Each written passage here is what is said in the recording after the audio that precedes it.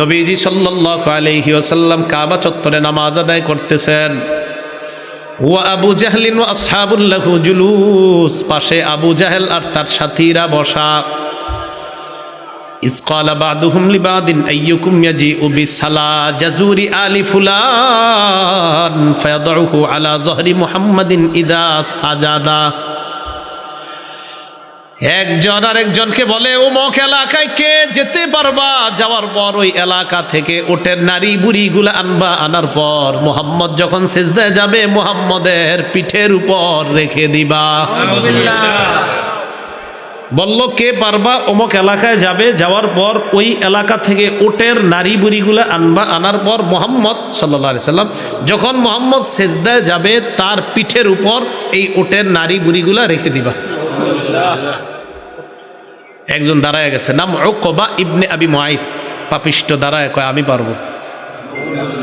ফাম্বাসাশকাল কওম ফাজাআ বিহি, হতবাগা লোকটা দাঁড়িয়ে যায়, ওটের নারী বুড়িগুলা নিয়ে আসছে। ফানাজরা, নবীর দিকে লক্ষ্য রাখলো। হাত্তা ইযা সাজাদান নবী সাল্লাল্লাহু আলাইহি ওয়াসাল্লাম, আল্লাহ নবী যখন সিজদায় যায়, ওয়াদাহু আলা যহরিহি বাইনা কাতিফাইহি, নবীজির পিঠ আর দুই কাঁধের মাঝামাঝি জায়গায় ওই ওটের নারী বুড়িগুলা রেখে দেয়। একবার এই কথাটা আপনি ভাববেন, এই হাদিসটা আপনি সামনে রাখবেন, আর মনের মধ্যে কল্পনায় আনবেন আমার নবী কাবা চত্বরে নামাজ আদায় করে, পাশে আবু জাহেল আর তার সাঙ্গ পাঙ্গরা বসা, মাঝখানে আপনি নিজের কল্পনা করবেন একদিকে বেঈমানরা বসা আর একদিকে আল্লাহ রাসূল সিজদায়, তার পিঠের উপর ওটের নারী বুড়ি। আব্দুল্লাহ ইবনে মাসউদ বলেন, ফাজালু ইয়াদহাকুনা, বেঈমানরা হাসাহাসি করতেছে, ইউহিলু বাদুহুম আলা বাদিন, হাসতে হাসতে একজন আরেকজনের উপর পড়তেছে। মানে বিষয়টা এমন, দেখো দেখো মুহাম্মদের কেমন দেখা যায়, এভাবে হাসতে হাসতে পড়ে। সূরা আরাফের 66-67 নম্বর আয়াতে আল্লাহ পাক রব্বুল আলামিন বলেন, قال الملأ الذين كفروا من قومه إنا لنراك في سفاهة وإنا لنظنك من الكاذبين। হুদ আলাইহিস সালাতু ওয়াস সালামকে বেঈমানরা কয়, ও হুদ পয়গম্বর, আমরা তোমার মাঝে নির্বুদ্ধিতা দেখতে পাই আর আমরা তোমারে মিথ্যাবাদী মনে করি। উম্মত নবীরে কয় আমরা তোমারে মিথ্যাবাদী মনে করি। উম্মত কয় নবীরে, নবী উম্মতকে না, উম্মত কয় নবীরে। তো আমাদের নবীরে আল্লাহ সান্ত্বনা দিচ্ছে, আপনার পূর্বে নবীদেরকেও মিথ্যাবাদী বলা হয়েছে, তারা কষ্ট সহ্য করেছে। আব্দুল্লাহ ইবনে আমর ইবনুল আস বললেন, বাইনামান নবী সাল্লাল্লাহু আলাইহি ওয়াসাল্লাম ইউসাল্লি বিফিনাইল কাবা, নবীজি কাবা চত্বরে নামাজ আদায় করতেছেন। নামাজ আদায় করার সময় ইজ আকবালা উকবা ইবনে আবি মুআইত, উকবা ইবনে আবি মুআইত ওই যে ওইটা, ওই আগেরটা যেটা আয়েশা উঠে নারী বুড়ি দিছিল, এইটা আবার আজকে আসছে। নবীজি নামাজে আসছে, আসার পর দেখেন এদিকে তাকান, আখাযা বিমানকিবি রাসূলিল্লাহ, নবীজি নামাজে নবীজির ঘাটটা এইভাবে ধরছে। আমি আপনি হাইয়া আলাস সালাহ শোনার পরেও ঘরের পাশেই মসজিদটা যাচ্ছি না, কল্পনা আনেন রাসূল নামাজে, আল্লাহর পরে যিনি শ্রেষ্ঠ তিনি নামাজে, এই নামাজের অপরাধ মানে উনি কেন নামাজ পড়বে কাবা চত্বরে, এটা একজন কাফের সহ্য করতে পারতেছে না, ঘাড়ে এসে ধরছে। আমি আপনি কত আরামে মসজিদে যেতে পারতেছি, শুধু কি যেতে পারতেছি, আপনি মসজিদে গেলে সবচেয়ে নিরাপদ, কেউ আপনারা জ্বালাবে না, ঠিক না? অথচ দেখেন আমার রসুল মসজিদে নিরাপত্তা পাচ্ছে না, রসুল নামাজ পড়তেছে, বেঈমান গিয়ে রসুলের কাঁধে ধরে। পরে কি করছে দেখেন, আমার দিকে তাকান, লাওয়া সাওবাকু ফি উনুকিহি, গলার মধ্যে একটা কাপড় পেঁচেছে। ওই যুগে আপনার কাপড়গুলো, সুতাগুলো ছিল একটু ধারালো, পেঁচাইয়া দড়ি দিয়া মানুষকে ফাঁসি দিলে আপনার যেইভাবে চেহারাটা আপনার একদম জিহ্বাটা এই অবস্থা,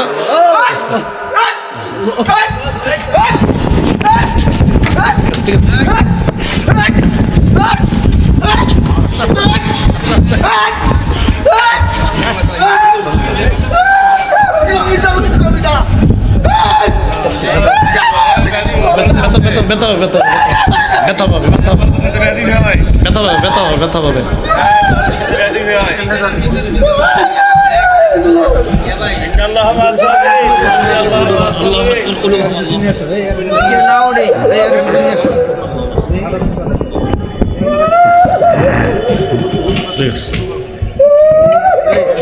Mai cái mình ra cô ấy, này mai cái cô ấy à?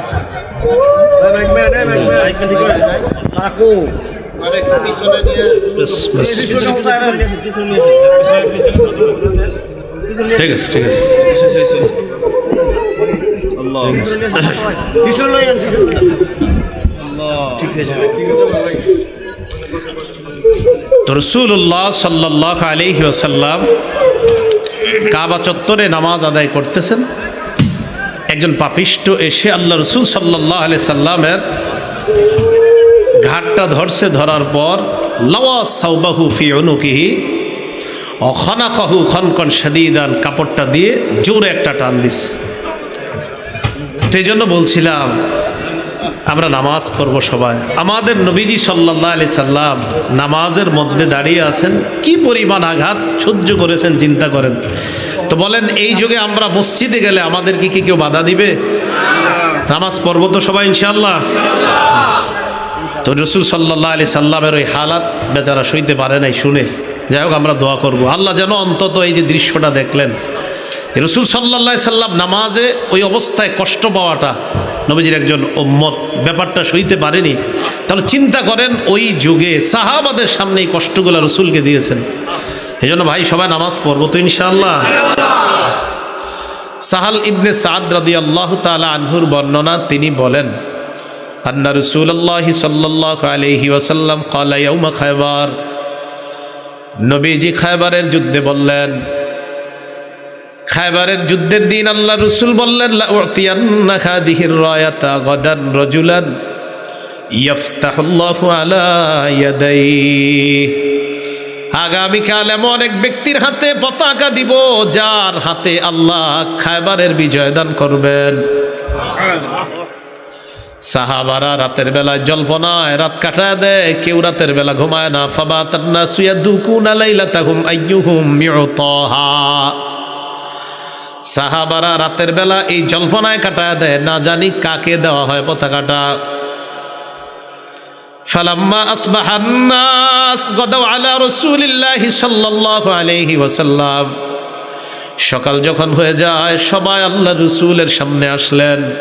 কুল্লুহুম ইয়ারজু আইয়ুতাহা, সবার আশা আমাকেই পতাকাটা দিবে নবী।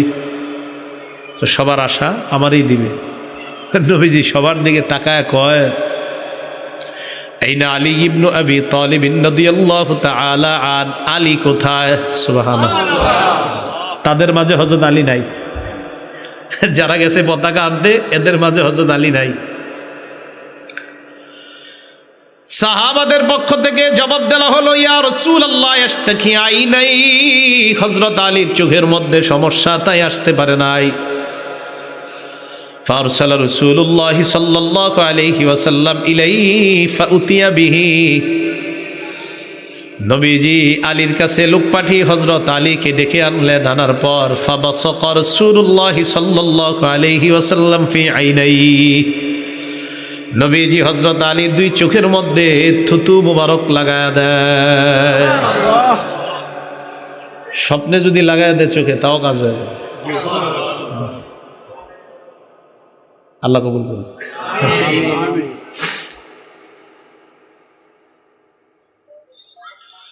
ওয়াদাআ লাহু, সাথে সাথে দোয়া করছে হযরত আলীর জন্য। সাহাবারা বলেন ফাবারআ কান্নাহু লাম ইয়াকুন বিহি ওয়াজাউন, এমন ভাবে সুস্থ হয়েছে চোখের দিকে তাকায় মনে হলো আমাদের যে হযরত আলীর চোখে কোনোদিনও কোনো রোগ বিমারি অসুস্থতা হয় নাই। ফাআতাহুর রায়া, পতাকা দিস। আলী রাদিয়াল্লাহু তাআলা আনহু বললেন উকাতিলু হাত্তা ইয়াকুনু মিসলানা, ইয়া রাসূলুল্লাহ আমাদের মতো তারা মুসলমান না হওয়া পর্যন্ত আমি লড়াই করব। নবীজি বললেন উনফুজ আলা রিসলিকা হাত্তা তানজিলা বিসাহাতিহিম, এই অবস্থায় তুমি যাও। যাওয়ার পর সুম্মা দুহুম ইলাল ইসলাম, ইসলামের দিকে তাদেরকে দাওয়াত দিবা। ওয়া আখবিরহুম বিমা ইয়াজিবু আলাইহিম মিন হাক্কিল্লাহ, আল্লাহর হকের ব্যাপারে তাদেরকে অবগত করবা। লা ইয়াহদিয়াল্লাহু বিকা রাজুলান ওয়াহিদান খায়রুল লাকা মিন আইয়াকুনা লাকা হুমুরুন নাআম। আলী, তোমার মাধ্যমে যদি একজন মানুষ আল্লাহ হেদায়েত দিয়ে দেয়, আরবের লাল ওট তোমার মালিকানায় আসার চাইতে এই একজন হেদায়েত দেওয়াটা কোটি গুণ বেশি দামি। নবীজি সাল্লাল্লাহু আলাইহি সাল্লাম বললেন, ফাইন্নী নাযীরুল লাকুম বাইনা ইয়াদাই আযাবিন শাদীদ, আমি তোমাদেরকে কঠিন আযাবের ভয় দেখাই। আল্লাহ যদি মেনে না নাও, তোমাদেরকে আল্লাহ কঠিন শাস্তি দিবেন। ফাকামা আবু লাহাবিন, আবু লাহাব দাঁড়িয়ে যায় আর বলে, তাব্বান লাকা সাইরাল ইয়াউম আলিহাদা জামাতানা। মুহাম্মদ, তুমি কি আমাদেরকে এই কারণে একত্রিত করেছ? তোমার পুরাটা দিন ধ্বংস হোক, নাউজুবিল্লাহ, তুমি ধ্বংস হও, এই কারণে রাখছো আমাদেরকে। ফানাজালাত তাব্বাত ইয়াদা আবি লাহাবিন ওয়া তাব। আল্লাহ আয়াত নাজিল করে দিলেন, আমার নবী ধ্বংস হবে না, আবু লাহাবের দুই হাত ধ্বংস হোক। রাসূল সাল্লাল্লাহু আলাইহি সাল্লাম প্রকাশ্যে তাবলীগ করা শুরু করলেন, দাওয়াত দেওয়া শুরু করলেন। এগুলো তৃতীয় কথা। চতুর্থ কথা, আমাদের নবীর মাধ্যমে নবুয়তের দরজা বন্ধ হয়ে গেছে। সহিহ বুখারীর 3535 নম্বর হাদিসের বর্ণনা। قال رسول الله صلى الله عليه وسلم, নবীজি বলেন, ইন্না মাসালি ওয়া মাসালাল আমবিয়াই মিন ক্বাবলি কামাসালি রাজুলিন বানা বাইতান ফাআহসানা ওয়া আজমালা। নবীজি বলেন, আমার আর আমার পূর্ববর্তী নবীদের দৃষ্টান্ত এমন এক ব্যক্তির মতো, যেই ব্যক্তি একটা ঘর বানিয়েছে, ঘরটা বড় সুন্দরভাবে সাজিয়েছে। ইল্লা মাউদিআ লাবিনাতিন ফি জাওিয়া, ঘরের এক কোনায় একটা ইটের জায়গা পরিমাণ ফাঁকা। ঘর কি সমাপ্ত না অসমাপ্ত? ফাজআলান নাসু ইয়াতুফুনা বিহি ওয়া ইয়াজাবুনা লাহু ওয়া ইয়াকুলুনা হাল্লা উদিআত হাযিহিল লাবিনা। জনগণ ওই ঘরটার চারপাশে ঘুরে আর আশ্চর্য হয়। ঘরের সৌন্দর্যতা দেখে মানুষ মুগ্ধ হয়ে যায়। যখন দেখে একটা ইটের জায়গা পরিমাণ ফাঁকা, তখন মানুষ আরো আশ্চর্য হয়ে যায়। এত সুন্দর একটা ঘর, ঘরের কোণার মধ্যে একটা ইটের জায়গা ফাঁকা। মানুষ তখন বলা বলি করে, কেন এই ইটটা লাগানো হলো না? নবীজি বলেন, আনাল লাবিনা আনা খাতামুন নবিয়িন লা নাবিয়্যা বাদি। শোনো তোমরা, আমি হলাম সেই ইট, আমার মাধ্যমে আল্লাহ পাক রব্বুল আলামিন ঘরের ওই কোণার ইট লাগিয়ে ঘরের সৌন্দর্যতার সমাপ্ত করে দিয়েছেন। আমার আগ পর্যন্ত সব নবীদের আল্লাহ পাঠিয়ে ঈসা নবী পর্যন্ত ঘর আল্লাহ সাজিয়েছে, একটা জায়গা ফাঁকা। আমার মাধ্যমে নবুয়তের ওই সৌন্দর্যতার সমাপ্ত আল্লাহ করে দিয়েছে। নবীজি বলেন, আমি শেষ নবী, আমার পরে আর নবী নাই। এই গেল 4 নাম্বার কথা। তো নবী আমার পরে আর নবী নাই, তে কাজ করবে কে? এবার 5 নাম্বার কথা, যেহেতু নবী আর আসবে না, তাই নবীদের এই কাজ আমরা করব। কারা করব? আমরা। নবী আর আসবে, তাহলে নবীদের কাজ কে করতে হবে? আমরা। বলেন, উম্মত করতে হবে। কে করতে হবে? উম্মত। এগুলো 5 নাম্বার কথা। সহিহ বুখারীর 3461 নম্বর হাদিসের বর্ণনা। قال رسول الله صلى الله عليه وسلم بلغوا عني ولو آية। নবীজি বলেন, আমার পক্ষ থেকে একটি আয়াত যদি হয়, তোমরা অন্যের কাছে তাবলীগ করে দাও, পৌঁছে দাও। কিছু একটা আমার কাছ থেকে জানবা, আমার কাছ থেকে যেটা জানো এটা তোমরা অন্যের কাছে পৌঁছিয়ে দাও। তাহলে এখন বলেন, তাবলীগের কাজ এখন নবীদের না আমাদের? কারণ নবী আর দুনিয়াতে আসবে না, আমাদের নবী শেষ নবী। 5টা মৌলিক কথা আবার বলছি। 1 নাম্বার, সব নবীরা দাওয়াতের কাজ করছে। 2 নাম্বার, আমাদের নবীকে তাবলীগের হুকুম করছে।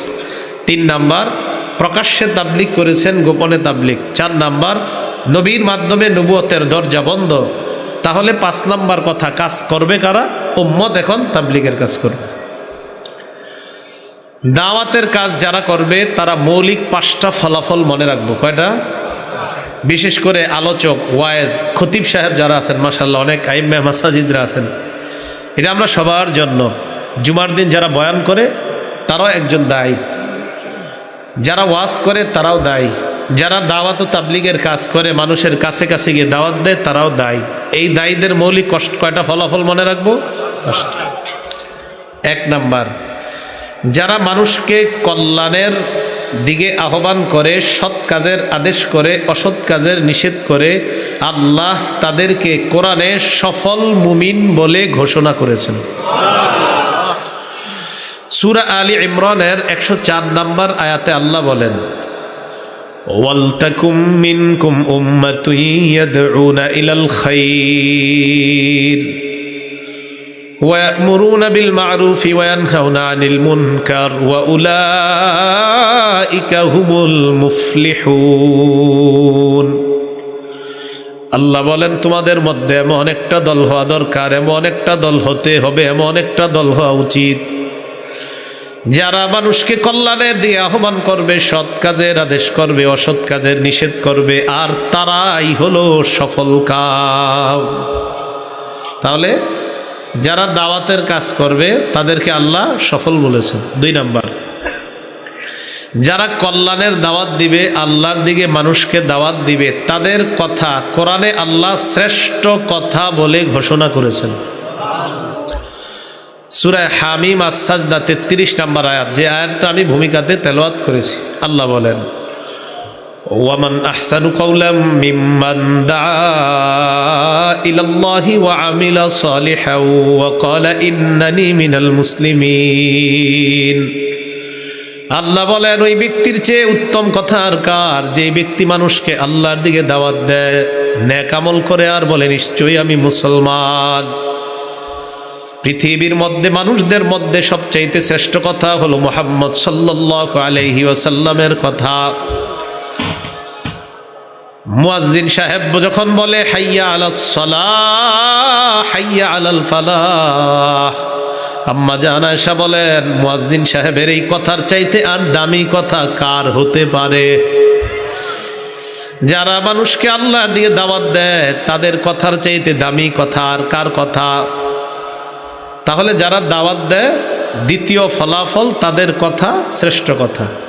3 নাম্বারটা হাদিসটা শোনার আগে একটু বাংলা বোঝেন। আপনি কোনো চা দোকানের সামনে গিয়ে 10 জনকে দাওয়াত দিলেন, ভাই চলেন না মসজিদে নামাজে। 10 জনের মধ্যে 7 জন 8 জন আপনার দাওয়াতে মসজিদে আসছে, কথার কথা মাগরিবের আগে। এই যে 8 জন লোক আইসা মাগরিবের নামাজ পড়ছে, এই 8 জন মাগরিব পড়ে যেই সওয়াবটা পাবে, তাদের সওয়াব আল্লাহ একটু কমাবে না, না কমিয়ে আপনি যে দাওয়াত দিয়ে আনছেন ওই 8 জনের ফুল সওয়াবটা আল্লাহ আপনাকেও দান করবেন। মুসলিম শরীফের 6697 নম্বর হাদিসের বর্ণনা, তাকরার সহ হাদিস সংখ্যা হবে 7453টা। عن أبي هريرة رضي الله تعالى عنه قال قال رسول الله صلى الله عليه وسلم। আবু হুরায়রা রাদিয়াল্লাহু তাআলা আনহুর বর্ণনা, নবীজি সাল্লাল্লাহু আলাইহি ওয়াসাল্লাম বলেন, মান দাআ ইলা হুদা কানা লাহু মিনাল আজরি মিসলু উজুরি মান তাবিআ। কোন ব্যক্তি যদি অন্য কাউকে কল্যাণের দিকে আহ্বান জানায়, হেদায়েতের দিকে আহ্বান জানায়, এই ব্যক্তির কথায় যতজন মানুষ কল্যাণের পথে আসবে, যতজন তার অনুসরণ করবে, তাদের সমপরিমাণ সওয়াব আল্লাহ ওই আহ্বানকারীকেও দিয়ে দেয়। হাদিস আরেকটু বাকি আছে, বলবো সেটা। ওয়ামান দাআ ইলা দালালাহ, কেউ যদি মানুষকে পথভ্রষ্টতার দিকে দাওয়াত দেয়, খারাপ কাজের দিকে দাওয়াত দেয়, কানা আলাইহি মিনাল ইসমি মিসলু আসামি মান তাবিআ। যেই ব্যক্তি অন্য কাউকে খারাপ কাজের দাওয়াত দেয়, তার আমলনামায় যারা তার কথা শুইনা গুনাহ করবে, তাদের গুনাহ একটু কাটা হবে না, তাদের সমপরিমাণ গুনাহ ওই আহ্বানকারীর আমলনামায় চলে যাবে। নাউজুবিল্লাহ।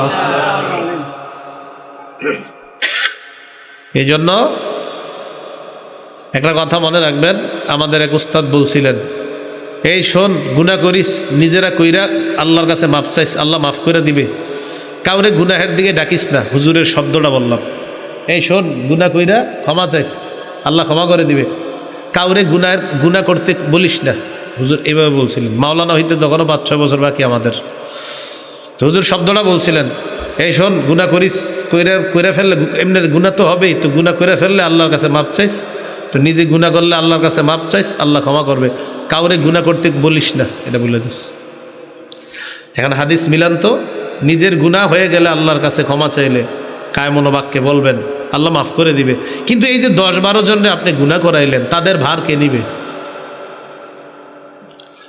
আল্লাহ আমাদেরকে হেফাজত করেন। তো 3 নাম্বার, কল্যাণের দিকে আহ্বানকারীকে আল্লাহ, যতজন মানুষ ওই কল্যাণকর কাজটা করবে তত জনের সমপরিমাণ সওয়াব আল্লাহ দান করবে। 4 নাম্বার, যারা কল্যাণের দাওয়াত দিবে, একজন মানুষ যদি আপনার দাওয়াতে হেদায়েত পেয়ে যায়, আরবের লাল ওটের চাইতে আল্লাহ আপনাকে আরো দামি জিনিস দান করছেন। এক্ষেত্রে আমরা বুখারীর একটা হাদিস শুনি, সহিহ বুখারীর 4210 নম্বর হাদিসের বর্ণনা।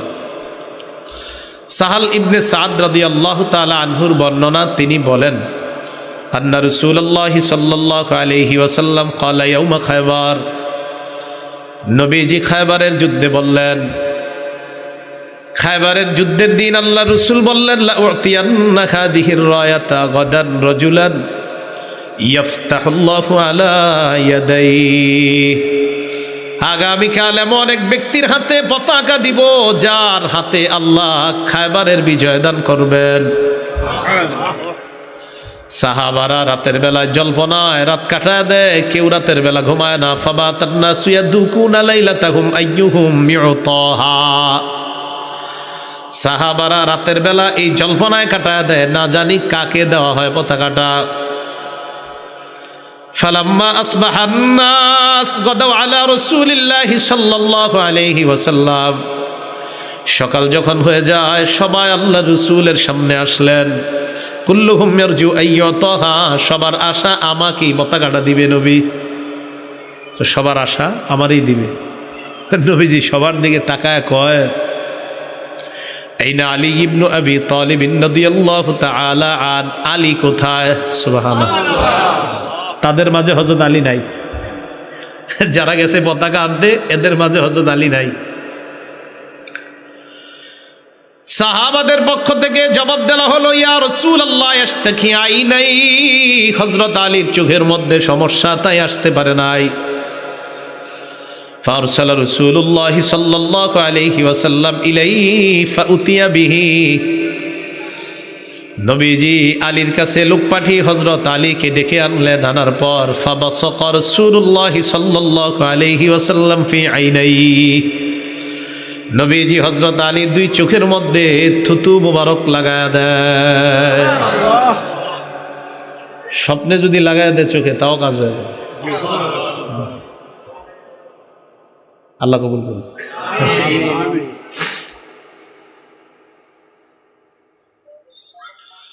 ওয়াদাআলাহু, সাথে সাথে দোয়া করছে হযরত আলীর জন্য। সাহাবারা বলেন, ফাবারাআ কান্নাহু লাম ইয়াকুন বিহি ওয়াজাউন, এমন ভাবে সুস্থ হয়েছে, চোখের দিকে তাকায় মনে হলো আমাদের যে হযরত আলীর চোখে কোনোদিনও কোনো রোগ বিমারি অসুস্থতা হয় নাই। সুবহানাল্লাহ। ফাআতাহুর রায়া, পতাকা দিস। আলী রাদিয়াল্লাহু তাআলা আনহু বললেন, উকাতিলু হাত্তা ইয়াকুনু মিসলানা, ইয়া রাসূলুল্লাহ, আমাদের মতো তারা মুসলমান না হওয়া পর্যন্ত আমি লড়াই করব। নবীজি বললেন, উনফুজ আলা রিসলিকা হাত্তা তানজিলা বিসাহাতিহিম, এই অবস্থায় তুমি যাও। যাওয়ার পর সুম্মা দুহুম ইলাল ইসলাম, ইসলামের দিকে তাদেরকে দাওয়াত দিবা। ওয়া আখবিরহুম বিমা ইয়াজিবু আলাইহিম মিন হাক্কিল্লাহ, আল্লাহর হকের ব্যাপারে তাদেরকে অবগত করবা।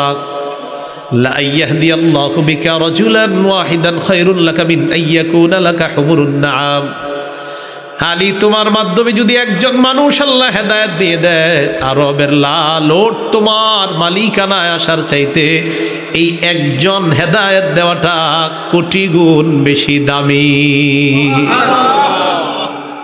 খায়রুন, উত্তম, দামি। একটা মানুষ যদি আল্লাহ তোমার দ্বারা হেদায়েত দেয়, তাহলে দাওয়াতের 4 নাম্বার ফলাফল, একটা মানুষ যদি আপনার কারণে হেদায়েত পেয়ে যায়, আরবের লাল ওটের মালিক হওয়ার চাইতে আরো দামি জিনিসের মালিক আল্লাহ আল্লাহকে বানায় দিস। 5 নাম্বার, যারা দাওয়াতের কাজ করি, তাবলিগের কাজ করি, পৌঁছানোর কাজ করি, তাদের জন্য নবীজি 1500 বছর আগে দোয়া করে গেছে। তিরমিজি শরীফের 2657 নাম্বার হাদিস। বিশেষ করে খতিব সাহেব যারা আছে, তারা তো প্রত্যেক জুমায় এত পরিমাণ নবীজির এই দোয়াটা পায়। ক্বালা রাসূলুল্লাহ সাল্লাল্লাহু আলাইহি ওয়াসাল্লাম, তিরমিজির বর্ণনা 2657 নাম্বার হাদিসে আল্লাহ রাসূল বলেন, নাদ্দারাল্লাহু ইমরাআন সামিআ মিন্না শাইআন ফাবাল্লাগাহু কামা সামিআ। ওই ব্যক্তিকে আল্লাহ আলোক উজ্জ্বল বানায় দেন, ওই ব্যক্তিকে আল্লাহ আলোকিত বানায় দেন যেই ব্যক্তি আমার কাছে কিছু শুনে, শোনার পর যেইভাবে শুনেছে ওইভাবে অন্যের নিকট পৌঁছিয়ে দিয়েছে। সাহাবারা শুনছে, পৌঁছাইছে, এরপর এইভাবে আস্তে আস্তে আস্তে আস্তে এই পর্যন্ত। তো যতটুকু শুনবো ততটুকু যদি তাবলিগ করি, আল্লাহ রসুলের দোয়া পাওয়া যায়। এই হলো 5টা ফলাফল। 1 নাম্বার সফল, 2 নাম্বার দায়ীর কথা শ্রেষ্ঠ কথা, 3 নাম্বার যিনি দাওয়াত দেয় তার আহ্বানে যতজন কল্যাণের সাড়া দিবে ওই পরিমাণ সওয়াব তিনিও পাবে। 4 নাম্বার আরবের লাল ওটের মালিকানার চাইতেও একজন হেদায়েত পেয়ে যাওয়াটা আরও বেশি উত্তম। 5 নাম্বার দায়ীর জন্য, দায়ী যেন আলোকিত হয়ে যায়, তাকে যেন আলোকিত বানায়া দেয় আল্লাহ। এই নবী 1500 বছর আগে দোয়া করে গেছেন। তাহলে দায়ীর জন্য নবী দোয়া করে গেছেন। তাহলে ভূমিকায় জানলাম 5 কথা, ফলাফল 5টা, হইল কয়টা? 5টা। যিনি দাওয়াত দিবে, যিনি বক্তা হবে, যিনি আলোচনা করবে, যিনি মুবাল্লিগ হবে, যিনি দায়ী ইলাল্লাহ হবে, তার মৌলিক 9টা গুণ থাকা দরকার। কয় গুণ? 9 গুণ। 1 নাম্বার আল ইখলাসু ফিদ দাওয়া, ইখলাসের সাথে দাওয়াত দেওয়া। কিসের সাথে? ইখলাসের সাথে দাওয়াত দেওয়া। দাওয়াত একটা ইবাদত, এই ইবাদত ইখলাসের সাথে করা। বলেন আমার সাথে, দাওয়াত কি? ইবাদত। এই ইবাদত কিসের সাথে করা? ইখলাস। সূরা জুমারের 11 নাম্বার আয়াতে আল্লাহ বলেন, কুল ইন্নী উমিরতু আন আ'বুদাল্লাহা মুখলিসাল লাহুদ্দীন। নবী আপনি বলেন, আমাকে আদেশ করা হয়েছে আমি যেন একনিষ্ঠভাবে আল্লাহর ইবাদত করি। তাহলে 1 নাম্বার একনিষ্ঠভাবে দাওয়াত দেওয়া। 2 নাম্বার যিনি দাওয়াত দিবেন তিনি এই বিশ্বাস করবেন, ইয়াতাকিদু আন্নাহু ওয়ারিসুন লিন-নবী সাল্লাল্লাহু আলাইহি ওয়াসাল্লাম। যিনি দাওয়াত দিবেন, যিনি দাঈ ইলাল্লাহ হবেন, যিনি আলোচক হবেন, যিনি খতিব হবেন, তিনি মনে করতে হবে, যিনি মুআল্লিম হবেন, যিনি মুহাদ্দিস হবেন, যিনি মুফাসসির হবেন, যিনি মুফতি হবেন, যিনি শেখুল হাদিস হবেন, তিনি মনে করতে হবে আমি আল্লাহর নবীর ওয়ারিস। মিরাজ বন্টনে কোনো প্রকার খেয়ানত করা যাবে না। মিরাজ বন্টনে খেয়ানত করা যাবে না। এই মঞ্চে বসা, এখানে বসে কথা বলা মানে আল্লাহ রসুলের মিরাজ বন্টন করা। এই বন্টনে একটু খেয়ানত করা যাবে না। খুব উঁচা জিনিস, খুব কঠিন কাজও হের ফেরে ঝামেলা হয়ে যেতে পারে। আস-সিলসিলাতুস সহিহা 2700 নাম্বার বর্ণনা। ক্বালা রাসূলুল্লাহ সাল্লাল্লাহু আলাইহি ওয়াসাল্লাম, নবীজি বলেন, ইয়া আইয়ুহান নাস ইন্না রাব্বাকুম ওয়াহিদ। হে মানুষ, তোমাদের রব একজন। ওয়া ইন্না আবাকুম ওয়াহিদ, তোমাদের বাবা একজন। আলা লা ফাদ্দালি আরাবিয়্যিন আলা আজমিয়্যিন ওয়ালা লি আজমিয়্যিন আলা আরাবিয়্যিন ওয়ালা লি আহমারা আলা আসওয়াদা ওয়ালা লি আসওয়াদা আলা আহমারা ইল্লা বিত্তাকওয়া। নবীজি বলেন, আরবের উপর অনারবের শ্রেষ্ঠত্ব নাই, অনারবের উপর আরবের শ্রেষ্ঠত্ব নাই, কালো মানুষের উপর সাদা মানুষ, লাল মানুষের শ্রেষ্ঠত্ব নাই, লাল মানুষের উপর কালো মানুষের শ্রেষ্ঠত্ব নাই। তবে তাকওয়া, তাকওয়া যার হবে ওই মানুষটা আল্লাহর কাছে শ্রেষ্ঠ হয়ে যায়। যার মধ্যে তাকওয়া থাকবে, আল্লাহর ভয় থাকবে, ওই মানুষটা আল্লাহর কাছে শ্রেষ্ঠ হয়ে যায়, সম্মানিত হয়ে যায়। নবীজি এরপর বললেন, আলা হাল বাল্লাগতু, শোনো সাহাবারা, আমি কি আমার দায়িত্ব পালন করেছি? কমান কমান, মাইকম্যান ভাই বাড়াই কিনলে জানেননি, ওই এলাকার সাথে পাল্লা দিতেছে। কি করবে বেটা, কিছু করার নাই, কমান কমান। আলা হাল বাল্লাগতু, আমি কি আমার দায়িত্ব পালন করেছি? সাহাবারা বললেন না। সাহাবারা বললেন, হ্যাঁ হুজুর, আপনি আপনার দায়িত্ব পালন করেছেন। তো নবীজি বললেন, হাল বাল্লাগতু, আমি কি আমার দায়িত্ব পালন করেছি? সাহাবারা বললেন, হ্যাঁ আপনি আপনার দায়িত্ব পালন করেছেন। পরে নবী বললেন, আলা ফাল্লিউবাল্লিগিশ শাহিদুল গায়ব, তোমরা অনুপস্থিত যারা আছে, এই উপস্থিতরা অনুপস্থিতদের কাছে আমার প্রত্যেকটা বাণী তোমরা পৌঁছিয়ে দিবা। যারা অনুপস্থিত আছে, তোমরা এখানে যারা উপস্থিত আছো, তোমাদের উপস্থিতরা অনুপস্থিত যারা আছে তাদের কাছে যেন তাবলীগ করে দেয়, তাদের কাছে যেন পৌঁছায় দেয়। তো যাই হোক, তাহলে 2 নাম্বার ওয়ারিস। সূরা ইউসুফের 108 নম্বর আয়াতে আল্লাহ বলেন, কুল হাদিহি সাবিলি আদউ ইলাল্লাহ আলা বাসীরাতিন আনা ওয়া মান ইত্তাবা'নি। নবী আপনি বলেন, আমি জেনে শুনে এই রাস্তায় দাওয়াত দেই, এটা আমার রাস্তা, আমি দাওয়াত দেই, আর আমার যারা অনুসরণ করে তারাও এই রাস্তায় দাওয়াত দেয়। আমরা কি নবীজির অনুসরণ করি? আমরা নবীর অনুসরণ করি না? তাহলে আমাদেরও কাজ এই রাস্তায় দাওয়াত দেওয়া। এগুলো 2 নাম্বার। 3 নাম্বারটা একটু গুরুত্ব সহকারে বুঝবেন। আইয়াকুনা সাবিতান ফিদ দাওয়া, অবিচলভাবে দাওয়াতের কাজ করা। এই চিন্তা মনে না আনা, আহারে আমার দাওয়াত জানি মানুষে নিচ্ছে কিনা, না নিচ্ছে, এই দিকে খেয়াল করা যাবে না। আপনার কাজ দাওয়াত দেওয়া। কি দেওয়া? 2টা দৃষ্টান্ত দিলে বুঝে আসবে বিষয়টা। দৃষ্টান্ত নাম্বার 1, সূরা আনকাবুতের 14 নম্বর আয়াতে আল্লাহ বলেন, ওয়ালাকাদ আরসালনা নূহান ইলা কওমিহি ফালাবিসা ফীহিম আলফা সানাতিন ইল্লা 50 আমা। আমি নূহ আলাইহিস সালাতু ওয়াস সালামকে প্রেরণ করলাম, তিনি তাদের মাঝে 50 বছর কম 1000 বছর, মানে 950 বছর দাওয়াত দিয়েছেন। কয় বছর? 950। তিনি তাদের মাঝে 950 বছর অবস্থান করেছেন। 950 বছর অবস্থান করে মানুষকে দাওয়াত দিলেন। এই যে 950 বছর দাওয়াত দিলেন, সূরা হুদের 40 নম্বর আয়াতের শেষের দিকে আল্লাহ বলেন, ওয়ামা আমানা মাহু ইল্লা কলিল। নূহ নবীর দাওয়াতে স্বল্প সংখ্যক মানুষ ঈমান আনছে। কি মানুষ? স্বল্প সংখ্যক। এই যে 950 বছর নূহ নবী তাদের মাঝে অবস্থান করেছেন, এই কথাটা কার? আল্লাহ। আর স্বল্প সংখ্যক যে ঈমান এনেছেন, এই কথাটাও কার? আল্লাহ। এখন কথা হলো, এই যে 950 বছরে কলিল কলিল স্বল্প সংখ্যক ঈমান আনছে, নূহ নবী দাওয়াতের কাজ ছেড়ে দিচ্ছে? ছাড়ছে নাকি করছে? এগুলো 1 নম্বর দৃষ্টান্ত। দৃষ্টান্ত নাম্বার 2, সহিহ বুখারীর 240 নম্বর হাদিসের বর্ণনা। এই হাদিসের বর্ণনাকারী আব্দুল্লাহ ইবনে মাসউদ রাদিয়াল্লাহু তাআলা আন। পুরো হাদিসটা একটু মন দিয়ে শুনবেন, আর বিশেষ করে যারা নামাজ পড়েন না তারাও মন দিয়ে শুনবেন, আর যারা ফজর পড়েন না এরাও শুনবেন। পড়েন না, ফজরের নামাজ যাদের হয় না সবাই শুনবো। আব্দুল্লাহ ইবনে মাসউদ রাদিয়াল্লাহু তাআলা আনহু বলেন, আন্না নবিয়্য সাল্লাল্লাহু আলাইহি ওয়াসাল্লাম কানা ইউসাল্লি ইনদাল বাইত।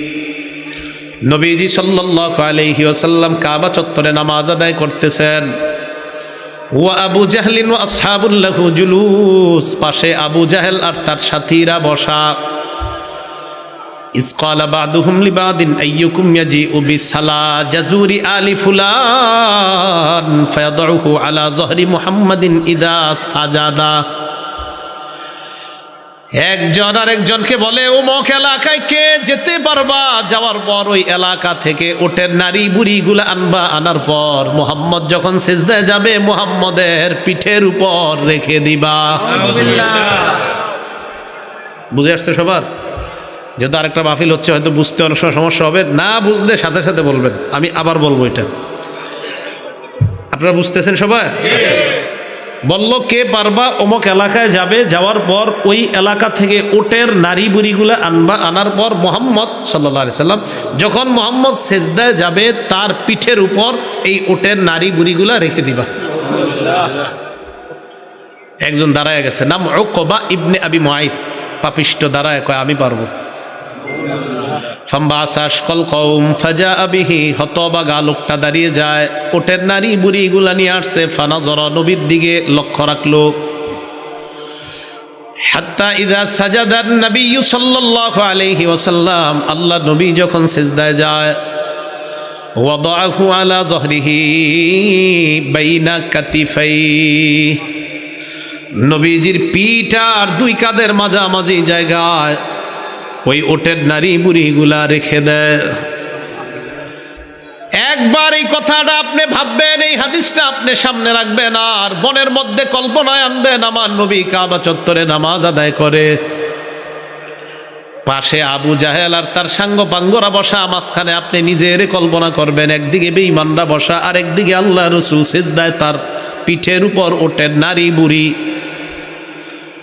আব্দুল্লাহ ইবনে মাসউদ বলেন, ফাজালু ইয়াদহাকুনা, বেঈমানরা হাসাহাসি করতেছে, ইউহিলু বাদুহুম আলা বাদিন, হাসতে হাসতে একজন আরেকজনের উপর পড়তেছে। মানে বিষয়টা এমন, দেখো দেখো মোহাম্মদরে কেমন দেখা যায়, এভাবে হাসতে হাসতে পড়ে।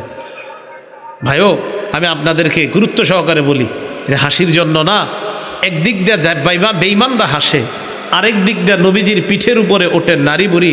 আমি আপনি পাঁচ ওয়াক্ত নামাজের হাইয়া আলাল সালাহ হাইয়া আলাল ফালাহ শোনার পরেও, ঘরের পাশে মসজিদটা থাকার পরেও মসজিদে যাই না। একটু কল্পনা করতে পারেন যে আমার রসুল সেজদায় পড়া, তার পিঠের উপরে ওঠেন নারী বুড়ি। মা বোনরাও একটু কল্পনায় আনেন যে আমার রসুলের পিঠের উপরে ওঠেন নারী বুড়ি, আরেক দিক দিয়ে বেঈমানরা আমার রসুলের ওই সেজদার দৃশ্য আর ওঠেন নারী বুড়ি দেখে হাসছে। আমি আপনি বাচ্চাকে দুধ খাওয়ানোর অজুহাতে নামাজে অলসতা করছি, রান্নার অজুহাতে নামাজে অলসতা করছি। আল্লাহ আমাদের সকলকে বুঝার তৌফিক দান করেন, নামাজ ছাইরেন না। তো বেঈমানরা হাসাহাসি করতেছে। ফাজাআতহু ফাতেমা, ফাতেমা রাদিয়াল্লাহু তাআলা আনহা আসলেন। ফাতরাহাত আর রাসূলিল্লাহি সাল্লাল্লাহু আলাইহি ওয়াসাল্লাম, নবীজির পিঠের উপর থেকে ওই ওটের নারী বুড়িগুলা সরায়া দেয়। ফারাফা রাসা, আল্লাহ নবী মাথা উঠায়। এখন আপনাদের কাছে জানতে চাই, আল্লাহ রসুলকে এত পরিমাণ কষ্ট দেওয়ার পরের দিন আর নবী দাওয়াত দেয় নাই? আইয়াকুনা সাবিতা, অবিচলভাবে দাওয়াতের কাজ করতে হবে, দাওয়াত দিতেই থাকতে হবে। নবী 950 বছর দাওয়াত দিয়েছেন, রসুল সাল্লাল্লাহু আলাইহি সাল্লামকে এইভাবে অপমান করার পরেও দাওয়াত দিয়েছেন। এগুলো 3 নাম্বার দায়ীর গুণ। 4 নাম্বার মুবাল্লিগের গুণ, দাঈর গুণ, খতিব সাহেবের গুণ, আলোচকের গুণ, বক্তার 4 নাম্বার গুণ, কথার কষ্ট, কর্মের কষ্ট সহ্য করার ক্ষমতা থাকা। বলেন, কথার কষ্ট, কর্মের কষ্ট সহ্য করার ক্ষমতা থাকা। এই ব্যাপারে 2টি দৃষ্টান্ত। প্রথমে কথার কষ্টের দৃষ্টান্ত নেন। সূরা আনআমের 34 নাম্বার আয়াতে আল্লাহ বলেন, ওয়ালাকাদ কুযযিবাত রুসুলুম মিন ক্বাবলিকা ফাসাবারু আলা মা কুযযিবু ওয়া উযু হাত্তা আতাহুম নাসরুনা। আপনার পূর্বে রাসূলদেরকে মিথ্যাবাদী বলা হয়েছে, মিথ্যাবাদী বলা হয়েছে, নবীদেরকে মিথ্যাবাদী বলা হয়েছে, কষ্ট দেওয়ার পরেও তারা ধৈর্য ধারণ করেছে। সূরা আরাফের 66-67 নাম্বার আয়াতে আল্লাহ পাক রব্বুল আলামিন বলেন, ক্বালাল মালাউল্লাযীনা কাফারু মিন কওমিহি ইন্না লানারাকা ফি সাফাহাতিন ওয়া ইন্না লানাযুন্নুকা মিনাল কাযিবিন। হুদ আলাইহিস সালাতু ওয়াস সালামকে বেঈমানরা কয়, ও হুদ পয়গম্বর, আমরা তোমার মাঝে নির্বুদ্ধিতা দেখতে পাই আর আমরা তোমারে মিথ্যাবাদী মনে করি। উম্মত নবীরে কয় আমরা তোমারে মিথ্যাবাদী মনে করি। উম্মত কয় নবীরে, নবী উম্মতকে না, উম্মত কয় নবীরে। তো আমাদের নবীরে আল্লাহ সান্ত্বনা দিচ্ছে, আপনার পূর্বে নবীদেরকেও মিথ্যাবাদী বলা হয়েছে, তারা কষ্ট সহ্য করেছে। এই যুগে আমি আপনি, আমরা তো নবী না, আমরা সাহাবাও না, বড় অলিও না, তো দাওয়াত দিতে গিয়ে 2-4টা কষ্টদায়ক কথা হজম করার মতো মানসিকতা কি আমরা রাখতে পারি না? আল্লাহ তৌফিক দান করেন। কর্মের কষ্ট, এই ব্যাপারে আমরা বুখারী একটা হাদিস শুনি, 4815 নাম্বার হাদিস। এই হাদিসের মধ্যে আসছে উরওয়া ইবনে জুবাইর রাদিয়াল্লাহু তাআলা আন আব্দুল্লাহ ইবনে আমর ইবনুল আস রাদিয়াল্লাহু তাআলা আনহুর কাছে একটা বিষয় জানতে চেয়েছেন। কি? এক সাহাবী আরেকজনকে বলতেছেন, আখবিরনি বিআশাদ্দি মা সানাল মুশরিকুনা বিরাসূলিল্লাহি সাল্লাল্লাহু আলাইহি ওয়াসাল্লাম। মুশরিকরা আল্লাহর নবীকে কঠিন অত্যাচার করেছে এমন একটা বিষয় আমাকে আপনি বলেন, আমি জানতে চাই। নবীর মুশরিকরা কঠিন কষ্ট দিয়েছে এমন একটা কষ্টের বিষয় আমাকে আপনি জানান। আব্দুল্লাহ ইবনে আমর ইবনুল আস বললেন, বাইনামান নবী সাল্লাল্লাহু আলাইহি ওয়াসাল্লাম ইউসাল্লি বিফিনাইল কাবা। নবীজি কাবা চত্বরে নামাজ আদায় করতেছেন। নামাজ আদায় করার সময় ইজ আকবালা উকবা ইবনে আবি মুআইত, উকবা ইবনে আবি মুআইত ওই যে ওই আগেরটা যেটা আয়েশা উঠে নারী বুড়ি দিছিল, এটা আবার আজকে আসছে। নবীজি নামাজে আসছে, আসার পর দেখেন এদিকে তাকান, আখাযা বিমানকিবি রাসূলিল্লাহ, নবীজি নামাজে নবীজির ঘাটটা এইভাবে ধরছে। আমি আপনি হাইয়া আলাস সালাহ শোনার পরেও ঘরের পাশেই মসজিদটা যাচ্ছি না। কল্পনা আনেন রসুল নামাজে, আল্লাহর পরে যিনি শ্রেষ্ঠ তিনি নামাজে, এই নামাজের অপরাধ মানে উনি কেন নামাজ পড়বে কাবা চত্বরে, এটা একজন কাফের সহ্য করতে পারতেছে না, ঘাড়ে এসে ধরছে। আমি আপনি কত আরামে মসজিদে যেতে পারতেছি, শুধু কি যেতে পারতেছি? আপনি মসজিদে গেলে সবচেয়ে নিরাপদ, কেউ আপনারা জ্বালাবে না, ঠিক না? অথচ দেখেন আমার রসুল মসজিদে নিরাপত্তা পাচ্ছে না, রসুল নামাজ পড়তেছে, বেঈমান গিয়ে রসুলের কাঁধে ধরে। পরে কি করছে দেখেন, আমার দিকে তাকান, লাওয়া সাওবাকু ফি উনুকিহি, গলার মধ্যে একটা কাপড় পেঁচেছে। ওই যুগে আপনার কাপড়গুলো সুতাগুলো ছিল একটু ধারালো, পেঁচাইয়া দড়ি দিয়া মানুষকে ফাঁসি দিলে আপনার যেইভাবে চেহারাটা আপনার একদম জিব্বাটা এই অবস্থা।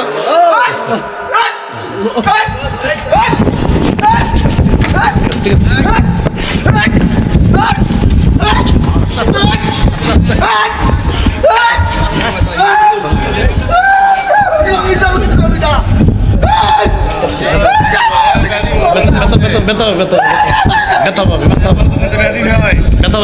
ব্যথা পাবে।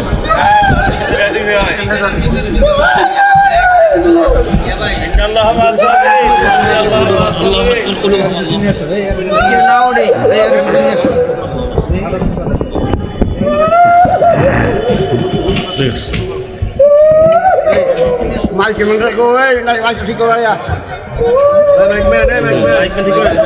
রাখো।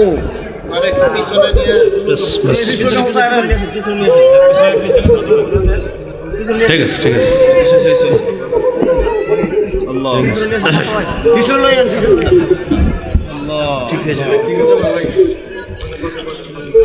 তো রাসূলুল্লাহ সাল্লাল্লাহু আলাইহি ওয়াসাল্লাম কাবা চত্বরে নামাজ আদায় করতেছেন। একজন পাপিষ্ট এসে আল্লাহ রসুল সাল্লাল্লাহু আলাইহি সাল্লামের ঘাটটা ধরছে, ধরার পর লাওয়া সাওবাহু ফি উনুকিহি অখনাকাহু খনকন শাদীদান, কাপড়টা দিয়ে জোরে একটা টান দিস।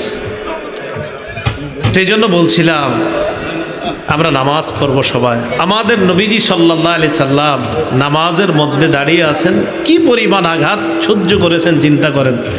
তো বলেন এই যুগে আমরা মসজিদে গেলে আমাদেরকে কি কেউ বাধা দিবে? নামাজ পড়ব তো সবাই ইনশাআল্লাহ। তো রাসূল সাল্লাল্লাহু আলাইহি সাল্লামের ওই হালাত বেচারা সইতে পারে নাই শুনে। যাই হোক আমরা দোয়া করব আল্লাহ যেন অন্তত এই যে দৃশ্যটা দেখলেন যে রাসূল সাল্লাল্লাহু আলাইহি সাল্লাম নামাজে ওই অবস্থায় কষ্ট পাওয়াটা, নবীজির একজন উম্মত ব্যাপারটা সইতে পারেনি।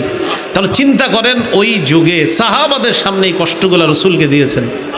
এই জন্য ভাই সবাই নামাজ পড়বো তো ইনশাআল্লাহ। তো নবীজি সাল্লাল্লাহু আলাইহি সাল্লামকে এইভাবে যখন ধরছেন, ফাআকবালা আবু বকরিন সিদ্দিক রাদিয়াল্লাহু তাআলা আন, আবু বকর সিদ্দিক রাদিয়াল্লাহু তাআলা আনহু আসলেন। আসার পর ফাআখাযা বিমানকিবিহি ওয়া দাফা'আ রাসূলিল্লাহি সাল্লাল্লাহু আলাইহি ওয়াসাল্লাম, নবীজি সাল্লাল্লাহু আলাইহি ওয়াসাল্লামের সামনে থেকে তাকে ধাক্কা মেরে সরিয়ে দেয়। আবু বকর সিদ্দিক বললেন, আতাকতুলুনা রাজুলান আইয়াকুলা রাব্বি আল্লাহ, একটা মানুষকে এই কারণে তোমরা হত্যা করতে চাও যেই মানুষটা বলে আমার রব হলেন আল্লাহ। রবকে একটা মানুষকে এই কারণে তোমরা মেরে ফেলবা যিনি বলে আমার রব আল্লাহ, তো এই কারণে কি একটা মানুষকে মেরে ফেলতে হবে? তো যে বিষয়টা বুঝাইতে চাই, সেই যে কর্মের কষ্ট নবীজিকে দিলেন, পরের দিন দাওয়াত দেয়নি। তাহলে কথার কষ্ট, কর্মের কষ্ট সহ্য করে দায়ীকে সামনের দিকে দাওয়াত দিতে হবে। এই হলো 4 নম্বর গুণ। তো খতিব সাহেবদেরকেও মাঝে মাঝে মুসল্লিরা অনেক কথা বলে, একটু সহ্য করেন, একটু সহ্য করা, বোঝানোর চেষ্টা করবেন, আল্লাহ তৌফিক দান করেন। 5 নাম্বার, যেই এলাকায় দাওয়াত দিব ওই এলাকার মানুষের অবস্থান সম্পর্কে একটু জানার চেষ্টা করা। যেমন দেখেন, এই এলাকায় এই মসজিদের খতিব সাহেব, ইমাম সাহেব, উনি 10 বছর, 15 বছর, 20 বছর এক এলাকায়, আর একজন আলোচক আজকে দাওয়াত দিতে আসবে, উনি প্রথম। তাহলে এই এলাকার অবস্থা সম্পর্কে এলাকার ইমাম সাহেব ওই আলোচকের চাইতে ভালো জানে, যেহেতু উনি এখানে 10-15 বছর। তো আসার পর অনেক সময় অনেক মসজিদের ইমাম খতিবরা কানে কানে বলে দেয়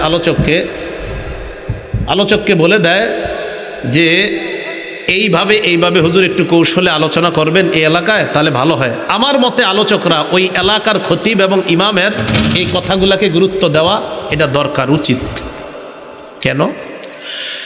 সহিহ বুখারী 126 নম্বর হাদিসের বর্ণনা, আম্মাজান আয়েশা সিদ্দিকা রাদিয়াল্লাহু তাআলা আনহাকে রাসূলুল্লাহ সাল্লাল্লাহু আলাইহি সাল্লাম বলেন, আয়েশা জানো আমার মনের একটা নিয়ত আছে, কিন্তু নিয়তটা আমি বাস্তবায়ন করতেছি না।